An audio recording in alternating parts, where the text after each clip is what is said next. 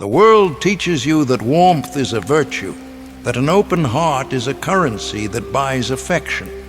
But in the deep, unspoken dharma of human connection, a different law prevails. It is a law that says unconditional warmth can invite a consuming fire, and that the path to true respect is paved not with eager compliance, but with a quiet, centered coolness. This is not the coldness of ice, but the coolness of a deep well, still profound and possessing its own gravity. What if the greatest kindness you could offer the world was not your indiscriminate warmth, but your unshakable boundaries? Welcome to Inner Moonlight, where there are truths that society doesn't want you to know.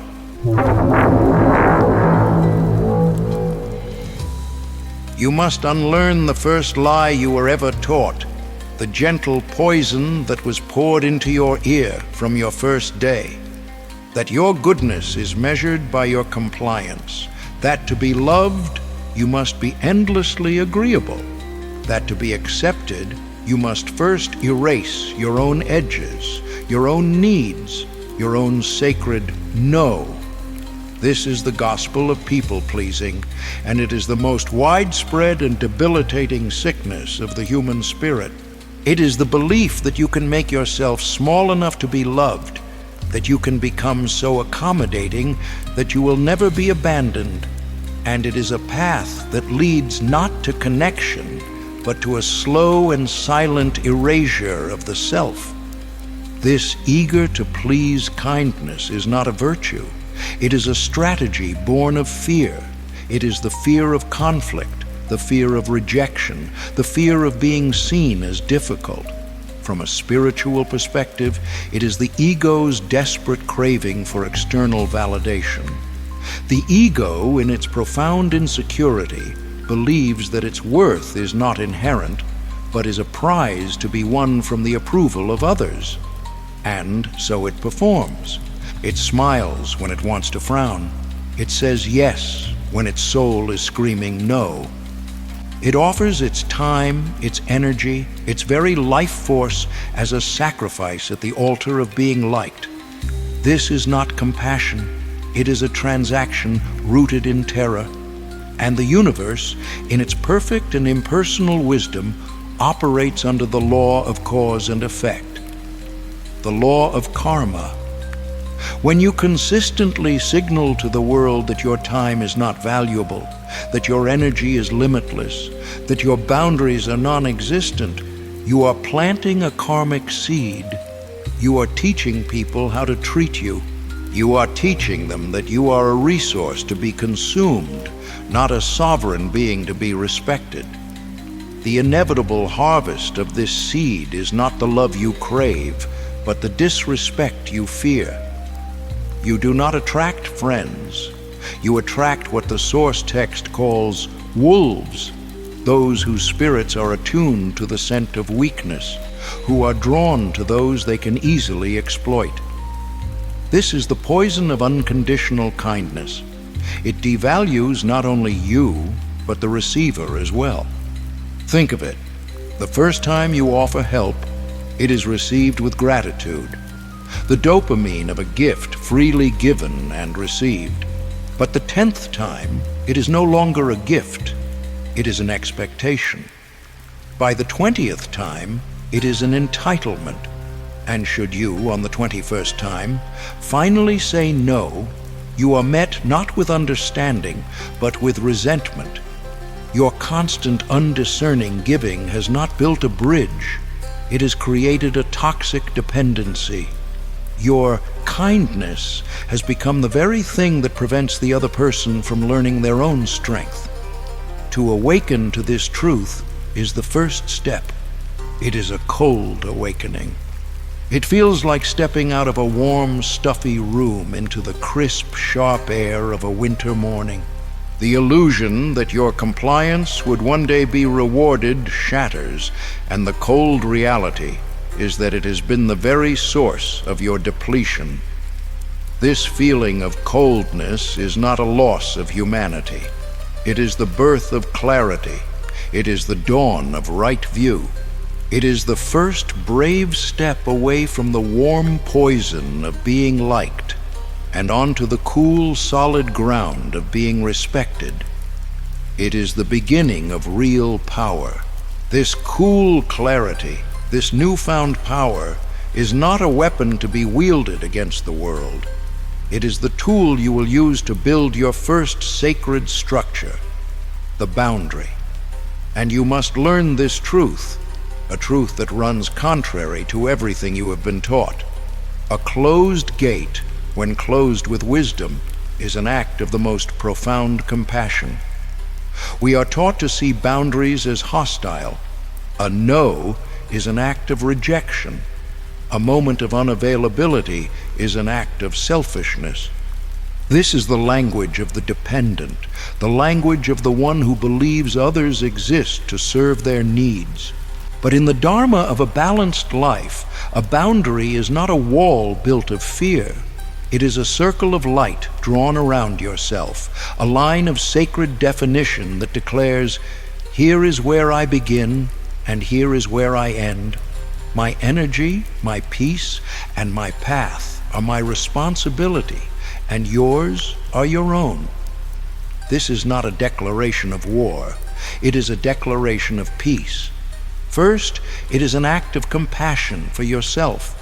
For years, perhaps a lifetime, the people-pleaser has practiced the art of self-abandonment. Every time you said yes when your body was exhausted, every time you swallowed your own needs to accommodate another's desire, you sent a message to the deepest part of your own spirit. You do not matter. Your well-being is less important than another person's comfort. A boundary is the act of finally coming home to yourself. It is turning to that abandoned inner child and saying, I am here now. I will protect you. I will no longer sacrifice your peace for the currency of another's approval. This is the beginning of healing. It is the end of a long and lonely exile. But here is the deeper, more difficult truth. A boundary is also an act of compassion for others. When you offer yourself up with no limits, you participate in their delusion.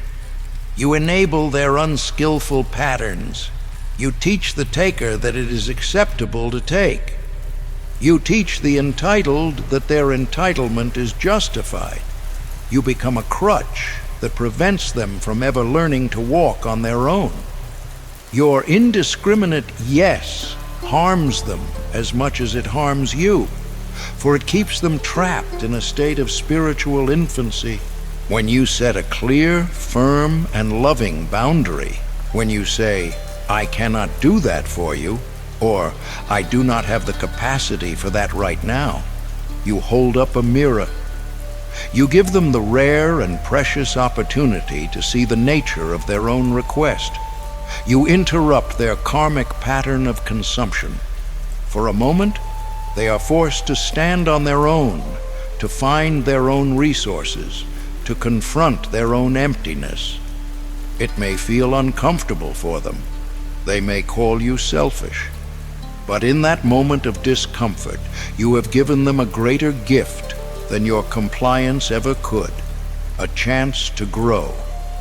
This is the nature of the coldness that commands respect. It is not the emotional coldness of anger or contempt. It is the calm, unshakable coolness of a deep well. It is impersonal. It is a simple statement of your own truth, delivered without apology or aggression. This centered stillness is a form of gravity. People who are lost in the chaos of their own emotions are subconsciously drawn to and reassured by those who are firmly anchored in their own being. Your closed gate does not invite attack. It commands respect for the sanctuary that lies within. You can only truly be generous with the world when you have first learned to protect the sacred ground of your own soul. Once you have drawn this sacred circle of boundaries, you become aware of the treasure it contains. It is the most valuable currency you possess, more precious than time or money. It is your life force itself, manifesting as your attention, your focus, your finite stream of vital energy. The world will make endless demands on this treasure, and you must learn to manage it with the wisdom of a master, for how you spend your attention is how you spend your life. Every moment of focus, every act of listening, every ounce of emotional engagement is an expenditure of this life force. It is a non-renewable resource. The undisciplined mind is like a vessel full of cracks, leaking this precious energy in 1,000 different directions, on pointless anxieties, on draining conversations, on the endless hunger of the digital world. The path of wisdom begins with sealing these cracks. It begins with understanding that your attention is not a public fountain, but a deep, quiet well from which you must draw with great intention. The people pleaser operates under the most unskillful economy imaginable. They give away their most precious asset, their energy, for the cheapest possible return, the fleeting warmth of another's approval. They operate at a constant deficit, pouring their life force into others while their own spirit grows barren and exhausted. This is not generosity. It is a slow form of self-annihilation. It is a violation of the principle of right effort, for you are actively depleting the energy needed for your own growth, your own peace, your own practice. A skillful life is built upon a sacred economy. This is not the cold, transactional accounting of a merchant, but the wise discernment of a gardener. A gardener knows that not all soil is fertile. They do not waste their precious water and nutrients on sand and stone. They pour their resources into the ground that will yield life, that will create a reciprocal cycle of growth and nourishment. You must learn to see your relationships in the same way. Some connections are like fertile soil. They are reciprocal, and the energy you give is returned to you in the form of inspiration, support, and joy. Others are like sand. No matter how much you pour into them, you will only ever be left empty.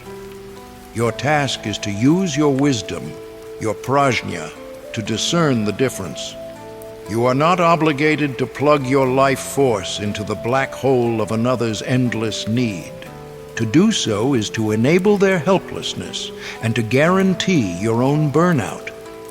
The most compassionate act is to reserve your energy for the fertile ground. This is not selfishness, it is sustainability. It is the only way you will have anything of true value to offer the world. You can begin this practice with a simple sacred pause. As the source text suggests, when someone makes a request of you, do not give the reactive, conditioned yes born of guilt. Give yourself the gift of time. Create a space of mindfulness, a day, an hour, even just a minute. In that silence, ask your own inner wisdom. Is this a skillful use of my life force? Is this a reciprocal exchange? Does this serve the path, or does it merely serve the appeasement of another's ego? Sometimes you will give freely and joyfully. At other times you will decline with a calm and quiet grace. And sometimes you will turn a request into a balanced exchange, gently teaching the other person that your energy has value. In doing so, you are not being difficult. You are re-educating the world on how to engage with you. You are honoring the sacred economy of your own soul. You cannot pour from an empty cup, and your first duty is to ensure your own well never runs dry. When your well is no longer being drained by the endless demands of the world, a profound stillness begins to settle in your spirit. the frantic energy of seeking approval gives way to the quiet hum of self-possession. This is more than just peace. It is the birth of a new kind of power, a power that has no need to announce itself. This is the unspoken authority of equanimity. Equanimity, upekkha in the ancient tongue, is not the coldness of indifference. It is the unshakable balance of a deep mountain lake. It can reflect the storm clouds, the blue sky, the passing birds, but its own deep water is never disturbed. It is the ability to observe the chaos of the world, the praise and the blame, the success and the failure, the coming and the going, without being thrown from your center. This state arises naturally when you are no longer addicted to external validation. Your boundaries protect your space, your sacred economy protects your energy, and so the opinions of others become mere weather patterns passing through your sky, unable to touch the sun of your own being. From this stillness, true strength emerges. You must understand the difference between the performance of strength and the state of strength. The person who lacks equanimity must constantly perform. They are loud. They are easily provoked. They must win every argument and display every victory. Their strength is a brittle facade, a desperate show designed to convince both the world and themselves of a power they do not truly possess. It is the roar of an insecure lion. But the master of equanimity does not perform. Their strength is a quality of their presence. It is silent. It is centered. As the source text says, they can just stand there, and no one dares to disrespect them. They do not need to raise their voice, for their silence has more weight than another's shout. They do not need to prove they are right, for they are at peace with their own truth. Their power is not in what they do, but in what they have become. This calm, centered presence has a profound effect on others. When someone, operating from their own ego, encounters a person of true equanimity, their usual patterns are disrupted. They cannot find a hook for their manipulation, a crack for their flattery, or a target for their aggression. Faced with a presence that is both peaceful and impenetrable, their own mind short-circuits. The part of their brain that seeks to dominate or control is pacified, and the part that recognizes true authority is activated. This is why a moment of calm silence in a tense negotiation can be more powerful than 1,000 threats. Your peace becomes a mirror, reflecting the other person's agitation back at them, and they are forced to either retreat or rise to your level of composure. This is also the ultimate form of energy conservation. The performer wastes vast amounts of life force on anger, anxiety, and the exhausting work of maintaining their image. The master of equanimity conserves this precious energy. It is not leaked away in pointless emotional dramas. This saved energy becomes a deep reservoir of power that can be used for what truly matters, for clear perception, for wise action, for deep compassion. It is the source of the clarity that allows them to see the world from a higher vantage point. Equanimity is not a passive state.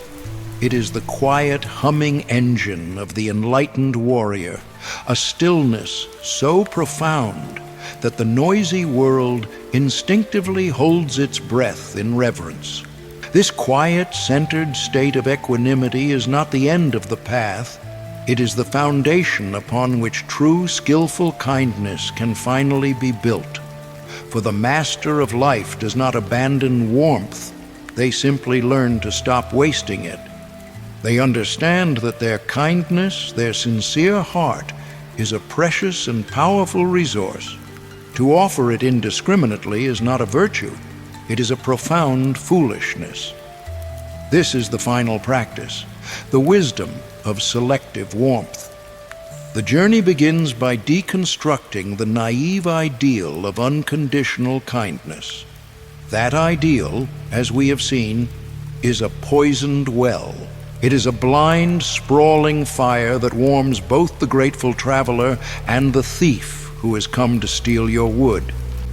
In its attempt to warm everyone, it quickly burns itself out, leaving you cold and empty, having often done more harm than good. Skillful kindness, the compassion of the wise, is different. It is not a bonfire, it is a focused, steady light. It is a lantern held in a steady hand, offered with discernment to illuminate the path for those who are truly walking alongside you. This wisdom manifests as a simple twofold practice, as laid out in the source text. To those who walk in truth, who respect your boundaries, who engage in a reciprocal flow of energy, to them you offer your sincere heart. You give your warmth, your attention, your help freely and joyfully. This is a connection that nourishes both souls. It is a sacred exchange. Your light helps them see, and their appreciation replenishes your oil. This is where your kindness belongs. This is the fertile ground. But to those who only demand, who seek only to consume, who see your energy as a resource for their own taking, to them you offer a different kind of compassion. You offer them the cool, smooth, impenetrable shield of your equanimity. You offer them the gift of your closed gate. This is not a punishment. It is the most skillful and loving response. You protect yourself from being drained, and you offer them the mirror of your boundary, giving them the chance to learn the lesson they must learn for their own growth. To give them your warmth would be to enable their sickness. Your coolness is their only chance at a cure. And so you see, the coldness is not the opposite of kindness. The coldness is the guardian of true kindness. The boundary is the fortress wall that protects the sacred temple of your heart. It is only because the walls are strong that the sanctuary within can remain a place of peace and genuine warmth. The master of life is not a cold person. They are a person whose heart is so precious that they have learned it cannot be offered to just anyone. It is not a common stone to be thrown about in the marketplace. It is a diamond to be shared only with those who understand its value. This is the ultimate synthesis. You move beyond the simple duality of warm or cold. You enter the realm of wisdom, where you have both at your disposal. Your equanimity is your shield, your compassion is your light, and your wisdom is the hand that decides, in each moment with each person, which one is the true expression of love. Do not be a bonfire that burns out by midnight, warming both the traveler and the thief.